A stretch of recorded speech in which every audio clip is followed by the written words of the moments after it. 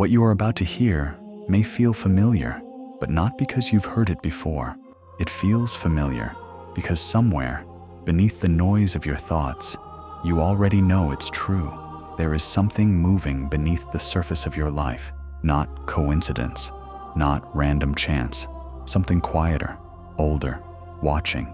And if you've found your way here, it may not be accidental. Pause for a moment. Take a slow breath, because the idea we are about to explore does not sit comfortably in the rational mind at first. It unfolds slowly, like a veil being lifted one layer at a time. There is a pattern beneath reality, not just metaphorically, literally. For centuries, mystics, philosophers, and spiritual seekers have spoken of an invisible structure behind existence, a field of intelligence, a living architecture of consciousness.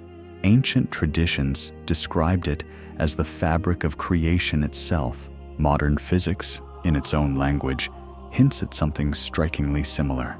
Quantum field theory suggests that what we call matter is not solid at all. Beneath atoms, beneath particles, there are fields, invisible fluctuations of energy that give rise to everything we perceive as physical reality. Everything you see, everything you touch, even your body. It is not as solid as it seems. Now sit with that for a moment. If reality is not fundamentally solid, what is it? And more importantly, what are you? Mystical traditions have long whispered that consciousness is not something the brain produces. Instead, the brain may be more like a receiver, tuning into a field that already exists, a field of awareness that permeates everything. Neuroscience is beginning to question its own assumptions. While the dominant model suggests consciousness emerges from neural activity, no one has yet been able to explain how subjective experience, the feeling of being you, arises from electrical impulses. There is a gap, a mystery, and within that mystery, something extraordinary. Imagine this. Instead of being isolated inside your skull, your awareness is participating in a vast, interconnected system, not separate from the universe, but embedded within it. Ancient mystics called this unity. Modern physics calls it entanglement. When two particles become entangled, they remain connected regardless of distance. Change one, and the other responds instantly. No signal traveling between them, no visible mechanism, just immediate correlation. Strange? Yes, but experimentally verified. Now consider this quietly. What if consciousness operates in a similar way? What if your thoughts, your intentions, your emotional states are not confined to your physical body, but ripple outward into a larger field? There is emerging research suggesting that focused intention can subtly influence physical systems. Studies on meditation show measurable changes in brain structure, immune response, and even gene expression. Your inner world is not powerless. It shapes biology. It reshapes neural pathways. It alters perception, and perception determines experience. You are not merely reacting to reality. You are co-creating it. But here is where it becomes deeper. If your thoughts influence your internal biology, and your biology influences how you perceive the external world, then your inner state becomes the lens through which the universe expresses itself. Reality becomes participatory, not passive. This idea is both empowering and unsettling, because if you are participating in the shaping of your experience, then responsibility shifts inward. Victimhood becomes less sustainable. Blame begins to dissolve, and the question changes from, "Why is this happening to me?" to, "What within me is resonating with this pattern?" This is not about magical thinking. It is about resonance. Every system in the universe operates through frequency, from light waves to sound waves to electromagnetic radiation. Vibration is foundational. Even your brain operates in oscillations, measurable brainwave frequencies that shift depending on your emotional and cognitive state. Calm awareness generates different patterns than anxiety. Compassion produces different coherence than anger. And when the brain enters highly coherent states, often observed in deep meditation, something remarkable happens. Different regions synchronize, harmony emerges. Mystical traditions have always emphasized inner coherence, alignment between thought, emotion, and intention. Science now measures it. When your internal systems align, your perception sharpens, decision-making improves, emotional resilience strengthens. You begin to move differently through life, not with force, but with precision. Here is the quiet truth most people overlook. The external world often mirrors internal structure, not because the universe is punishing or rewarding you, but because perception filters reality. If you are tuned to fear, you will notice threat. If you are tuned to scarcity, you will notice lack. If you are tuned to opportunity, your mind will detect pathways others ignore. The field does not change arbitrarily. Your tuning changes what you can access within it. Think of a radio. All frequencies are present in the room right now, but you only hear the one you tune into. Your nervous system works the same way. Your attention is a tuning dial. Your intention is a signal amplifier, and awareness is the operator. Now breathe slowly again, because this next layer matters. If consciousness participates in reality, and reality is not fundamentally solid, then identity itself becomes fluid. You are not fixed. You are not your past. Neuroplasticity demonstrates that the brain rewires continuously in response to thought and behavior. Repeated patterns strengthen neural pathways. New perspectives create new circuitry. The self you believe you are is not permanent. It is practiced. And what is practiced can be repatterned. This is where mysticism and science quietly converge. Transformation is not metaphorical. It is biological. It is neurological. It is energetic. But transformation requires awareness. Most people live on autopilot, reacting to conditioned patterns formed years ago. Emotional reflexes, inherited beliefs, unconscious narratives, until one day, something disrupts the pattern. A crisis, a question, a moment of stillness. And in that stillness, awareness expands.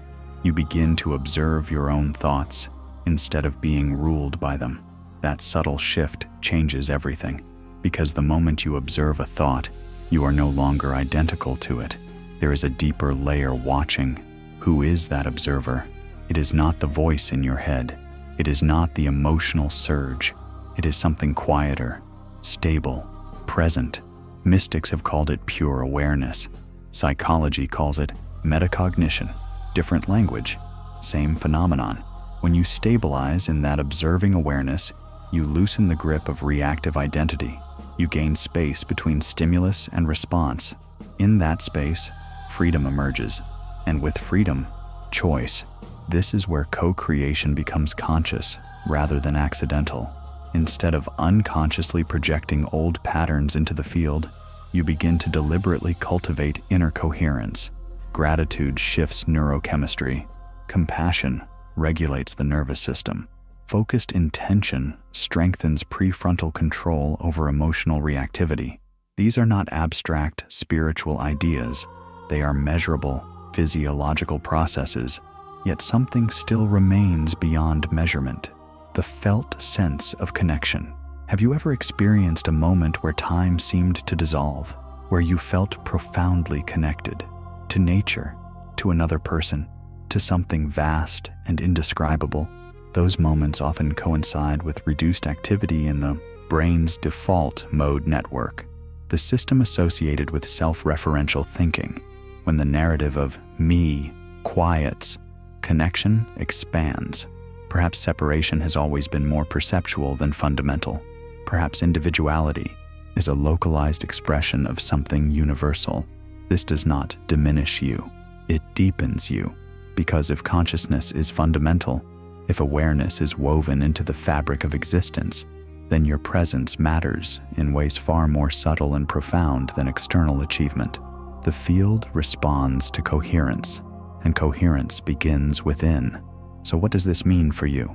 Right now, it means your inner work is not isolated or insignificant. Every moment of awareness strengthens neural integrity. Every conscious breath regulates your physiology.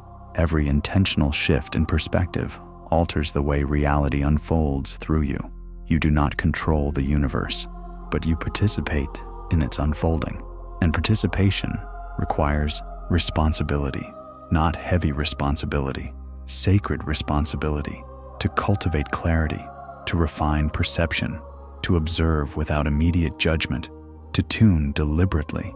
When you do this consistently, something subtle begins to happen. Synchronicities increase.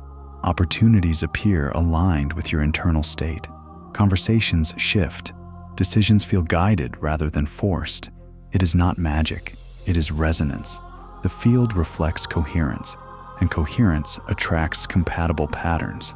But remember, this is not about bypassing pain. Growth often requires discomfort. Disruption is sometimes the mechanism of recalibration. When old structures collapse, new ones can form. Neuroplasticity intensifies during challenge. Identity reshapes under pressure, and awareness deepens when certainty dissolves.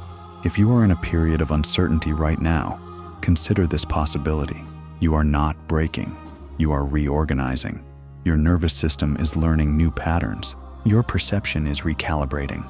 Your identity is expanding. Transformation rarely feels stable in the middle of the process, but instability does not mean failure. It often means evolution. So here is the invitation. Slow down. Observe your thoughts without merging with them. Notice your emotional states without labeling them as permanent. Ask yourself quietly, what am I tuning into right now? Fear, scarcity, possibility, connection? Because whatever you repeatedly tune into becomes reinforced, and what becomes reinforced shapes your experience. This is the quiet power you carry, not dramatic, not theatrical, subtle, consistent, precise. You are not separate from the fabric of reality. You are an expression within it. Your awareness is not small, it is localized, and localization does not equal limitation. The more consciously you participate, the more refined your experience becomes. So tonight, or today, wherever you are listening from, sit with this awareness, not as belief, as experiment. Shift your inner state deliberately for 1 week. Cultivate coherence. Practice gratitude before sleep. Observe thoughts without immediate reaction. Strengthen the observer, and watch what changes. You may begin to notice that reality feels less random, less chaotic, more responsive, not because the universe suddenly favors you, but because you are no longer broadcasting static. You are transmitting clarity, and clarity organizes experience. If this exploration resonated with you, not intellectually, but somewhere quieter, stay with this journey. There are deeper layers to uncover, more patterns to decode, more coherence to cultivate. And if you feel called to continue exploring this field of awareness together, consider subscribing, engaging, and sharing your reflections below. Your insights contribute to the collective inquiry. Because remember, if consciousness is fundamental, then every act of awareness strengthens the whole, and that includes you.